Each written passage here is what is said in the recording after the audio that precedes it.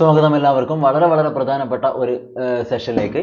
നമ്മൾ ഇന്ന് നോക്കുന്നത് മാത്സിലെ ഏറ്റവും പ്രധാനപ്പെട്ട കുറച്ചധികം ചോദ്യങ്ങളാണ്. നമ്മൾ മാത്സുമായി ബന്ധപ്പെട്ടുകൊണ്ട് ഒരുപാട് വീഡിയോകൾ ഇതിന് മുന്നേയുള്ള ദിവസങ്ങളൊക്കെ ചെയ്തിട്ടുണ്ട്. അപ്പോൾ നിങ്ങൾ എന്ത് ചെയ്യുക, സെറ്റ് 1, സെറ്റ് 2, സെറ്റ് 3 എന്നുള്ള ആ ഒരു ക്രമത്തിലായിരിക്കും നമ്മൾ ചെയ്തിട്ടുണ്ടാവുക. അപ്പോൾ നിങ്ങൾക്ക് എന്ത് ചെയ്യാം, സമയം കിട്ടുമ്പോൾ അതൊക്കെ ചെയ്ത് നോക്കാം. പിന്നെ നിങ്ങൾക്ക് പ്ലേ ലിസ്റ്റിലേക്ക് പോയി കഴിയുകയാണെങ്കിൽ അവിടെ കേട്ടിട്ട് മാത്തമാറ്റിക്സ് എന്ന് പറഞ്ഞിട്ട് 2 പ്ലേ ലിസ്റ്റ് കാണും. ഒന്ന് മാത്സ് ക്ലാസ് ആയിരിക്കും, അതുപോലെ രണ്ടാമത്തത് മാത്സിലെ ക്വസ്റ്റ്യൻ വർക്കൗട്ട് ആയിട്ട് ബന്ധപ്പെട്ട ഒരു പ്ലേ ലിസ്റ്റ് ആയിരിക്കും. അപ്പോൾ ഇത് രണ്ടും നിങ്ങൾ എന്ത് ചെയ്യുക, ഒരു സമയത്തിനനുസരിച്ച് ഒന്ന് കവർ ചെയ്യുന്നുണ്ടെങ്കിൽ ഏറ്റവും നല്ലതായിരിക്കും. ഒരുപാട് കാര്യങ്ങൾ ഈ രണ്ടെണ്ണത്തിൽ നമ്മൾ ഉൾപ്പെടുത്തിയിട്ടുണ്ട്. ഓക്കെ, അപ്പോൾ ഇന്നത്തെ ഈ ഒരു ക്വസ്റ്റിലേക്ക് വരാം. കാര്യം ക്വസ്റ്റ്യൻ ഇത്രയേ ഉള്ളൂ, ഒന്നുമില്ല. നിങ്ങൾ ഇംഗ്ലീഷ് ആണ് ഫോളോ ചെയ്യുന്നെങ്കിൽ പോലും നിങ്ങൾ ഇന്നത്തെ ഈ ഒരു സെഷൻ ഫോളോ ചെയ്തോ, ഞാൻ ജസ്റ്റ് പറഞ്ഞുതരാം. അപ്പോൾ ഇവിടെ ഫസ്റ്റ് ക്വസ്റ്റ്യൻ ഇങ്ങനെയാണ്: ചിത്രത്തിൽ ഷെയ്ഡ് ചെയ്ത ഭാഗത്തിന്റെ പരപ്പളവ് എത്ര ചതുരശ്ര സെന്റിമീറ്റർ ആണെന്നാണ് ചോദിച്ചത്. അതായത് the area of the shaded region in this picture എന്നാണ് ചോദിച്ചത്. ഓക്കെ, ഈ ഒരു പിക്ചറിന്റെ ഷെയ്ഡഡ് റീജിയനിലുള്ള ഏരിയ എത്രയാണെന്നേ ചോദിച്ചിട്ടുള്ളൂ. ഓക്കെ, ഷെയ്ഡ് ചെയ്ത ഭാഗത്തിന്റെ ഏരിയ. അപ്പോൾ നിങ്ങൾ ഇത് എങ്ങനെ കാൽക്കുലേറ്റ് ചെയ്യുക? ഇവിടെ കൊടുത്തിട്ടുണ്ട്. ഇത് മൊത്തത്തിൽ നമ്മൾ നോക്കുകയാണെങ്കിൽ നിങ്ങൾക്ക് തന്നെ മനസ്സിലാവും ഇതെന്താണ്, ഒരു റെക്റ്റാങ്കിൾ ആയിട്ടാണ് തന്നിട്ടുള്ളത് അല്ലേ. ആ റെക്റ്റാങ്കിളിലെ ലെങ്ത് നിങ്ങൾക്ക് തന്നിട്ടുണ്ട്. ഇവിടെ എത്രയാണ്? ലെങ്ത് 8 സെന്റിമീറ്റർ ആണ്. അതുപോലെ അതിന്റെ ബ്രെഡ്ത്ത് നമുക്ക് തന്നിട്ടുണ്ട്. എത്രയാണ്? 6 സെന്റിമീറ്റേഴ്സ് ആണ്. അതായത് നീളം 8ഉം വീതി 6ഉം തന്നിട്ടുണ്ട്. പക്ഷെ നമ്മൾ ചോദിച്ചത് മൊത്തത്തിൽ ഇതിന്റെ ഏരിയ എത്ര എന്നല്ല ചോദിച്ചത്, പകരം ഈ ഷെയ്ഡ് ചെയ്ത റീജിയണിന്റെ ഏരിയ എത്ര എന്ന് മാത്രമേ ചോദിച്ചിട്ടുള്ളൂ. അതെങ്ങനെ കാൽക്കുലേറ്റ് ചെയ്യുക? അപ്പോൾ അത് ശരിക്ക് നമ്മൾ മനസ്സിലാക്കേണ്ട ഒരു ക്വസ്റ്റ്യൻ ആണ്, എങ്ങനെ ചെയ്യുക എന്നുള്ളത്. അപ്പോൾ ഇത് നിങ്ങൾക്ക് രണ്ട് രീതിയിൽ ചെയ്യാൻ പറ്റും. ഒന്ന് സിമ്പിൾ ആയിട്ട് നിങ്ങൾക്ക് എന്ത് ചെയ്യാം, ഡയറക്റ്റ് ചെയ്യാം. അല്ലെങ്കിൽ ഞാൻ പറഞ്ഞു തരുന്നത് രണ്ടും സിമ്പിൾ തന്നെയാണ്. ഒന്നാമത്തെ രീതിയിൽ നിങ്ങൾക്ക് വേണമെങ്കിൽ ഇതാ ബുദ്ധിപരമായിട്ട് ഇങ്ങനെ ആലോചിച്ചാൽ മതി. ഇവിടെ നിങ്ങൾ ആദ്യം നോക്കേണ്ട കാര്യം, നമുക്ക് ഷെയ്ഡ് ചെയ്ത റീജിയന്റെ ഏരിയ ആണ് വേണ്ടത് അല്ലേ. അപ്പോൾ ഇത് മൊത്തത്തിൽ നോക്കുകയാണെങ്കിൽ നിങ്ങൾക്കറിയാം, ഒരു ചതുരം കിട്ടിക്കഴിഞ്ഞാൽ അതിന്റെ ലെങ്ത്തും ബ്രെഡ്ത്തും കൂടെ മൾട്ടിപ്ലൈ ചെയ്താൽ, ഗുണിച്ചാലാണ് നിങ്ങൾക്ക് ടോട്ടൽ അതിന്റെ ഏരിയ കിട്ടുക എന്നൊക്കെ നിങ്ങൾ പഠിച്ചിട്ടുണ്ടാവും ആണല്ലോ. അപ്പോൾ ഏരിയ അല്ലെങ്കിൽ പരപ്പളവ് എന്ന് പറഞ്ഞാൽ ലെങ്ത്തിനെ ബ്രെഡ്ത്ത് കൊണ്ട് മൾട്ടിപ്ലൈ, അല്ലെങ്കിൽ നീളത്തെ വീതി കൊണ്ട് ഗുണിക്കുമ്പോഴാണ് നമുക്ക് പരപ്പളവ് കിട്ടുക. അപ്പോൾ ഇവിടെ മൊത്തത്തിലുള്ള ഈ തന്നിരിക്കുന്ന ചതുരത്തിന്റെ പരപ്പളവ് അല്ലെങ്കിൽ ഏരിയ എന്ന് പറയുന്നത് നിങ്ങൾക്ക് ഇവിടുന്ന് കാൽക്കുലേറ്റ് ചെയ്യാം. എത്ര കിട്ടുക? ലെങ്ത് 8 ആണ്, ബ്രെഡ്ത്ത് 6 ആണ്. 8 into 6 എന്ന് വെച്ചാൽ എത്രയാണ്? 8 into 6 നിങ്ങൾക്ക് അറിയാം അല്ലെ, 48 ആണ്, 48 ആണ്. 6 into 8 അല്ലെങ്കിൽ 6 8 48 എന്നൊക്കെ നിങ്ങൾ പഠിച്ചിട്ടുണ്ട്. സെന്റിമീറ്റർ തന്നുകൊണ്ട് സെന്റിമീറ്റർ സ്ക്വയർ ആണ്. ഓക്കെ, ഇത് കംപ്ലീറ്റ് ഏരിയ ആണ് 48. അപ്പൊ നമ്മുടെ ആൻസർ എന്ന് പറയുന്നത് ഉറപ്പായിട്ടും നേരെ ഇതിന്റെ ഹാഫ് ആയിരിക്കും വരിക. ഓക്കെ, ആ കാര്യം നിങ്ങൾ മനസ്സിലാക്കുക. ഇത് ഒന്നുമില്ല, അതിന്റെ ലോജിക്ക് എന്ന് പറഞ്ഞാൽ ഇത്രയേ ഉള്ളൂ. നിങ്ങളിപ്പോൾ ഇതാ ഇതിനിപ്പോൾ ഈ ചിത്രത്തിന് ഞാൻ ഈ സെന്ററിൽ നിന്ന് ഇങ്ങോട്ട് കറക്റ്റ് ആയിട്ട് ഒരു പെർപെൻഡിക്കുലർ അല്ലെങ്കിൽ ഞാൻ ഒരു സ്ട്രെയിറ്റ് ലൈൻ താഴോട്ട് ഇങ്ങനെ വരച്ചെന്ന് നിങ്ങൾ വിചാരിക്കുക. അങ്ങനെ വരച്ചാൽ ഈ ചിത്രത്തിൽ നോക്കിയേ, ഈക്വൽ ആയിട്ടുള്ള 4 പോർഷൻസ് ആക്കിയിട്ട് നമുക്ക് ഡിവൈഡ് ചെയ്യാനായിട്ട് ഇവിടെ പറ്റിയിട്ടുണ്ട്. ഇതാ അല്ലെ, കണ്ടാൽ തന്നെ മനസ്സിലാവും. നോക്കിയേ, ഇത് ഒന്നാമത്തെ പോർഷൻ ഷെയ്ഡ് ചെയ്തത്, ഇത് രണ്ടാമത്തെ പോർഷൻ ഷെയ്ഡ് ചെയ്യാത്തത്, ഇത് മൂന്നാമത്തെ പോർഷൻ ഷെയ്ഡ് ചെയ്യാത്തത്, ഇത് നാലാമത്തെ പോർഷൻ ഷെയ്ഡ് ചെയ്തത്. അപ്പോൾ ഇവിടെ നോക്കാം, 2 പോർഷൻ ആണ് ഷെയ്ഡ് ചെയ്യാതെ ഉള്ളത്, അതുപോലെ 2 പോർഷൻ ആണ് ഇവിടെ ഷെയ്ഡ് ചെയ്തിട്ടുള്ളത്. എല്ലാം ഈക്വൽ ആണ്. അപ്പോൾ നിങ്ങൾക്ക് എന്ത് പറയാൻ പറ്റും? ടോട്ടൽ ഏരിയ ഇവിടെ വരുന്നത് 48 ആണ് വരുന്നത്, 48 ആണ്. അപ്പോൾ അതിന്റെ പകുതി ആയിരിക്കും അല്ലെ, പകുതി ഭാഗം ഷെയ്ഡ് ചെയ്തതിന്റെയും പകുതി ഭാഗം ഷെയ്ഡ് ചെയ്യാത്തതും ആയിരിക്കും. സോ നമ്മളോട് ചോദിച്ചത് ഷെയ്ഡ് ചെയ്ത ഭാഗത്തിന്റെ ഏരിയ എന്ന് ചോദിച്ചാൽ നിങ്ങൾക്ക് എന്ത് പറയാം? Area of the shaded region, അല്ലെങ്കിൽ ഷെയ്ഡ് ചെയ്ത ഭാഗത്തിന്റെ ഏരിയ എന്ന് വെച്ചാൽ 48ന്റെ പകുതി ആയിരിക്കും. ആൻസർ വരുന്നത് 24 സെന്റിമീറ്റർ സ്ക്വയർ ആണ്. ഇവിടെ ഓപ്ഷനിൽ 24 ഇല്ല, അതൊരു മിസ്റ്റേക്ക് ആണ്. ഓക്കെ, അത് നിങ്ങൾ നോക്കേണ്ട. ആൻസർ വരുന്നത് 24 ആണ് വരിക. ഇനി അല്ലെങ്കിൽ നിങ്ങൾക്ക് ചെയ്യാൻ പറ്റുന്ന ഒരു കാര്യം ഞാൻ പറഞ്ഞുതരാം. ഇവിടെ നിങ്ങൾ നോക്കിയാൽ ടോട്ടൽ ഏരിയ നിങ്ങൾക്ക് അറിയാം എത്രയാണ്, 48 ആണ് കിട്ടിയെന്ന് അറിയാം. 6 into 8 48 ആണ്. അതിൽ നിങ്ങൾക്ക് വേണമെങ്കിൽ ഷെയ്ഡ് ചെയ്ത ഭാഗം, ചെയ്യാത്ത ഭാഗം നിങ്ങൾ നോക്കിയതാ. ഷെയ്ഡ് ചെയ്യാത്ത റീജിയൻ എന്ന് പറയുന്നത് നിങ്ങൾക്ക് കണ്ടാൽ തന്നെ മനസ്സിലാവും എന്താണ്, ഒരു ട്രയാങ്കിൾ ആണ് അല്ലെ, ഒരു ത്രികോണമാണ്, ത്രികോണം. അപ്പൊ നിങ്ങൾ ഒന്ന് ആലോചിച്ച് നോക്കിയേ, മൊത്തം ഏരിയയിൽ നിന്നും ഈ ത്രികോണത്തിന്റെ ഏരിയ നിങ്ങൾ മൈനസ് ചെയ്താൽ ബാക്കി കിട്ടുന്നതായിരിക്കുമല്ലോ ഷെയ്ഡ് ചെയ്ത ഭാഗത്തിന്റെ ഏരിയ അല്ലെ. ടോട്ടൽ ഏരിയയിൽ നിന്നും ഈ ചിത്രത്തിന്റെ ടോട്ടൽ ആകെ പരപ്പളവിൽ നിന്നും ഈ ഞാനിപ്പോൾ കളർ കൊടുത്ത ഈ ഒരു ട്രയാങ്കിൾ, ഈ ത്രികോണത്തിന്റെ ഏരിയ നിങ്ങൾ മൈനസ് ചെയ്ത് കളഞ്ഞാൽ ബാക്കി അവിടെ വരുന്ന ഭാഗം എന്ന് പറയുന്നത് ഈ ഷെയ്ഡ് ചെയ്ത ഭാഗത്തിന്റെ ഏരിയ ആണല്ലോ. അതും നിങ്ങൾക്ക് അങ്ങനെ നോക്കാൻ നോക്കിയേ.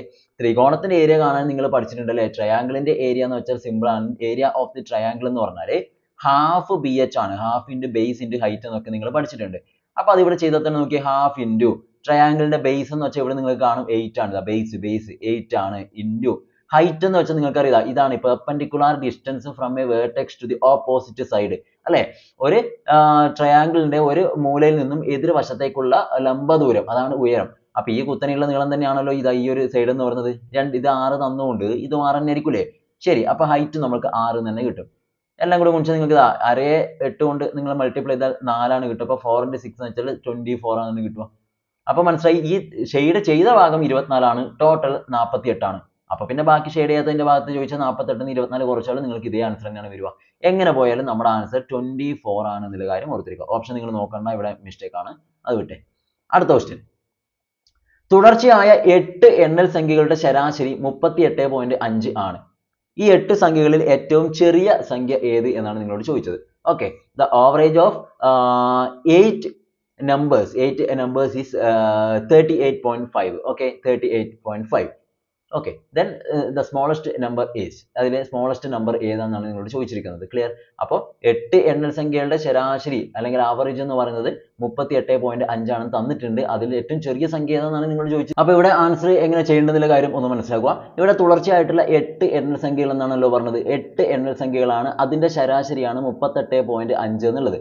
എപ്പോഴും മനസ്സിലാക്കി, ശരാശരി എന്ന് പറയുന്നത് നമ്മുടെ എത്ര എണ്ണം ഉണ്ടോ അതിന്റെ മധ്യത്തിലായിരിക്കും എപ്പോഴും നമ്മുടെ ശരാശരി ഉണ്ടാവുക. അപ്പോൾ നിങ്ങൾ ചെയ്യേണ്ട കാര്യം, 8 എണ്ണൽ സംഖ്യ ഉണ്ടെന്ന് പറഞ്ഞുകൊണ്ട് ഞാനിതാ വെറുതെ നോക്കിയതാ 8 എണ്ണം, 1 2 3 4 5 6 7 8 എണ്ണം ഉണ്ടെന്ന് വിചാരിക്കുക. അപ്പോൾ അതിന്റെ ശരാശരി 38.5 എന്ന് പറഞ്ഞാൽ അതിന്റെ അർത്ഥം എന്താണെന്നറിയോ? ഇതിന്റെ ഏറ്റവും മധ്യത്തിലുള്ള സംഖ്യ ആയിരിക്കും ഈ പറഞ്ഞ 38.5 എന്നാണ് അതിന്റെ അർത്ഥം.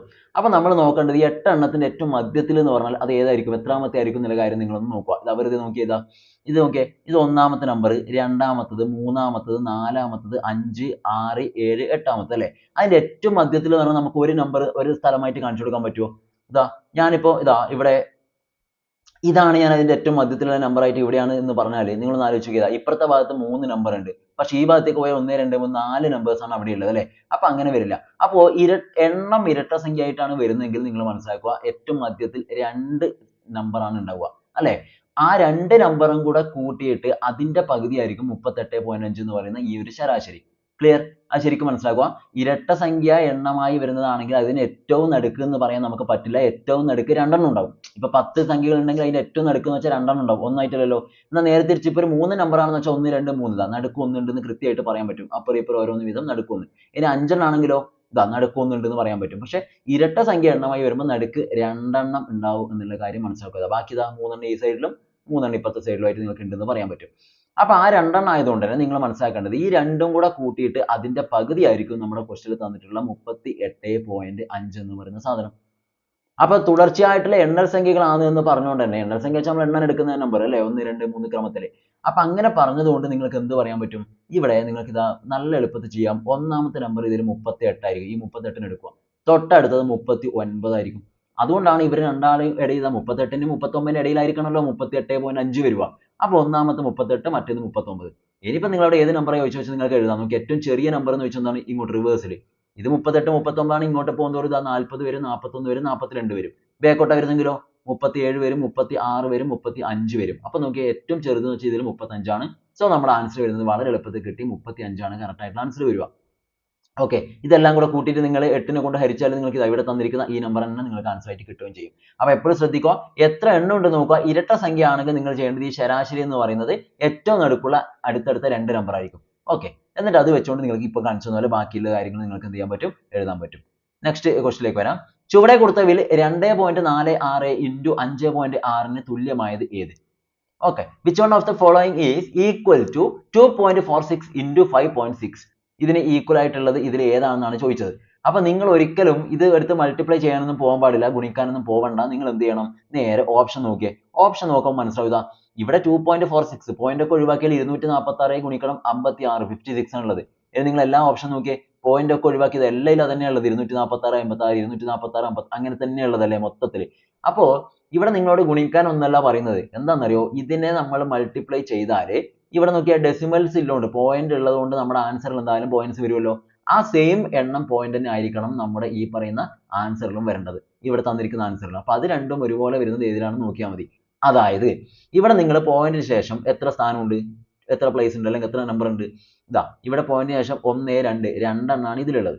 ഇതിൽ പോയിന്റ് ശേഷം എത്ര ഉണ്ട്? ഒറ്റ ഒന്നല്ലേ ഉള്ളത്, ഒന്നാണുള്ളത്. അപ്പൊ ടോട്ടൽ ഇതിൽ ഇവിടെ 2 ഇവിടെ 1 ആയിട്ട് 3 സ്ഥാനങ്ങളാണ് ഉണ്ടാവുക.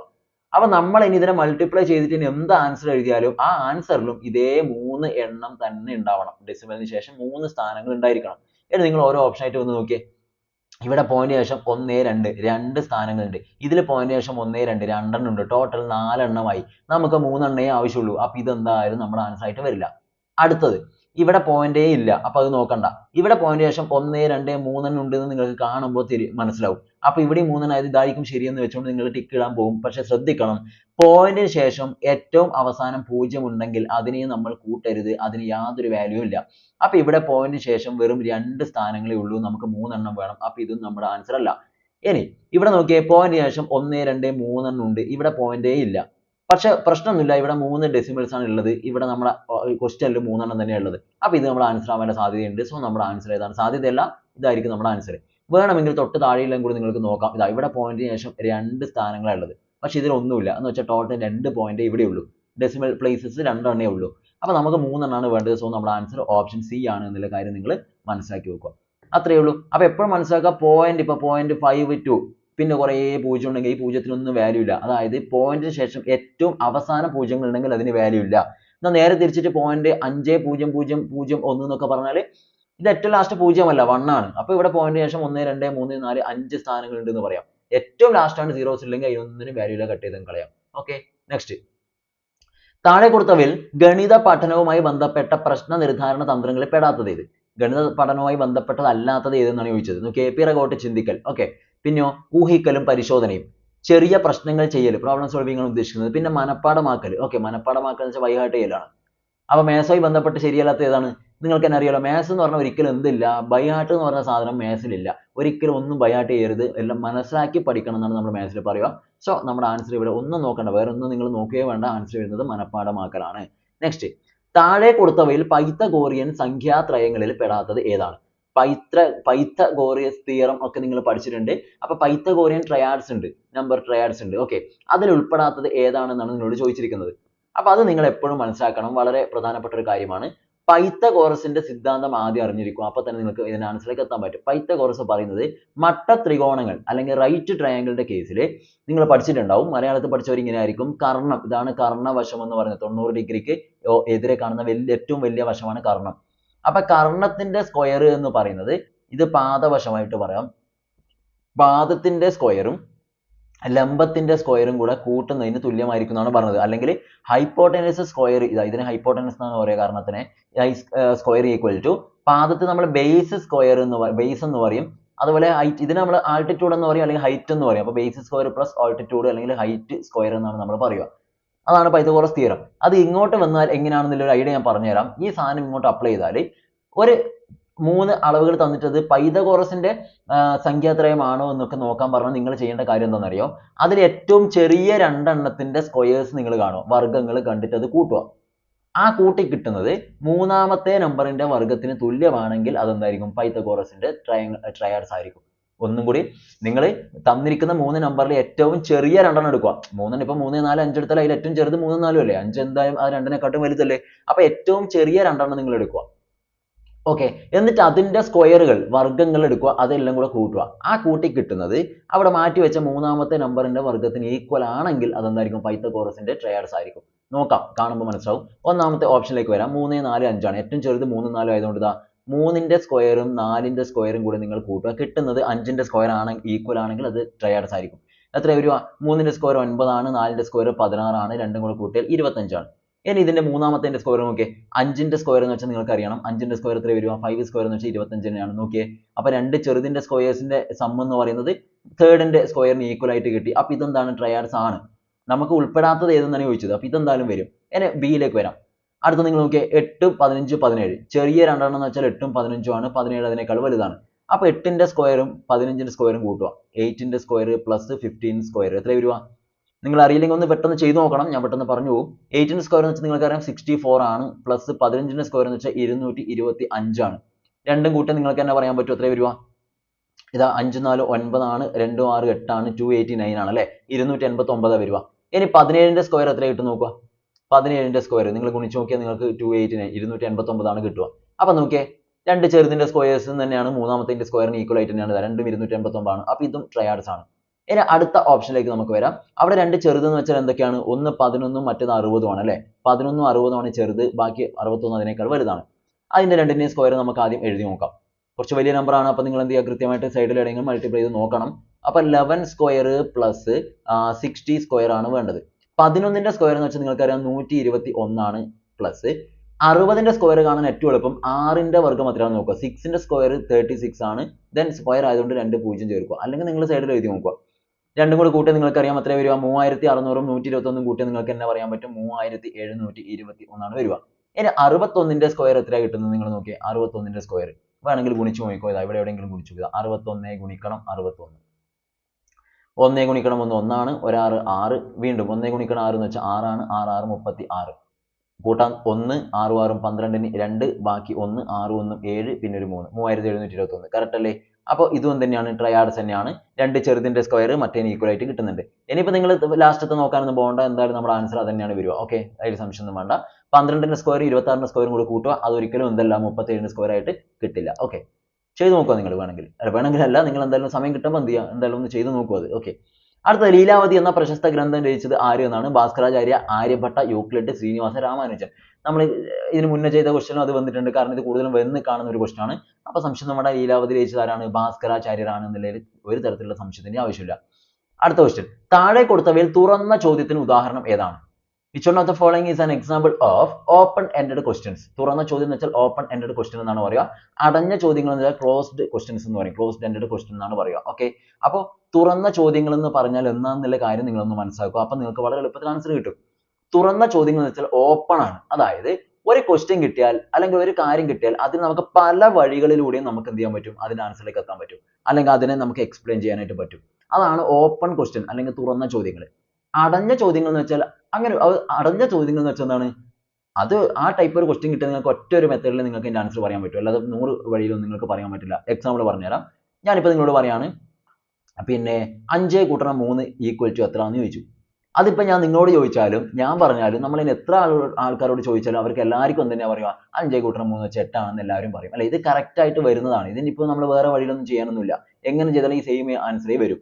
ഇങ്ങനെയുള്ളതിനെയാണ് നമ്മൾ എന്ത് പറയുക, ക്ലോസ്ഡ് ക്വസ്റ്റ്യൻസ് എന്ന് പറയുക, അല്ലെങ്കിൽ അടഞ്ഞ ചോദ്യങ്ങൾ. അപ്പൊ തുറന്ന ചോദ്യങ്ങൾ എന്ന് വെച്ചാൽ എന്താണെന്ന് അറിയോ? ഞാൻ പറയാണ് 10 മാങ്ങയും അല്ലെങ്കിൽ ഒരു 4 ഓറഞ്ചും. അപ്പൊ ഇതുമായി ബന്ധപ്പെട്ട് നമുക്ക് എന്തൊക്കെ കാര്യങ്ങൾ ഉണ്ടാക്കിയെടുക്കാൻ പറ്റും? നിങ്ങളുടെ കയ്യിൽ 10 മാങ്ങയുണ്ട്, 10 ഓറഞ്ച് ഉണ്ട്. ഓക്കെ, 10 ഓറഞ്ചും 10 മാങ്ങയുണ്ട്. അത് വെച്ചുകൊണ്ട് നിങ്ങൾക്ക് എന്തൊക്കെ ചെയ്യാം? അപ്പൊ കുറച്ച് ആൾക്കാർ പറയുന്നതാണ് നമുക്ക് ജ്യൂസ് ഉണ്ടാക്കാം, ജാം ഉണ്ടാക്കാം. ഞാൻ വെറുതെ പറയുന്നതാണ്. അങ്ങനെ പലതരത്തിൽ എന്തൊക്കെയോ ആളുകൾ പറയും അല്ലെ, എന്തും ചെയ്യാം. അങ്ങനെ പല വഴിയിൽ ആൻസർ പറയുന്നുണ്ടെങ്കിൽ അതിന് നമ്മൾ എന്ത് പറയും? ഓപ്പൺ എൻഡഡ് ക്വസ്റ്റ്യൻ എന്ന് പറയും, തുറന്ന ചോദ്യങ്ങൾ എന്ന് പറയും. ജസ്റ്റ് എക്സാമ്പിൾ പറഞ്ഞേ ഉള്ളൂ. ഇനി നിങ്ങൾ എന്ത് ചെയ്യുക, ഇവിടെ ഓരോ ഓപ്ഷൻ ആയിട്ട് നോക്കുക. അതിലേതാണ് ഓപ്പൺ എന്നുള്ളത് പറഞ്ഞാൽ മതി.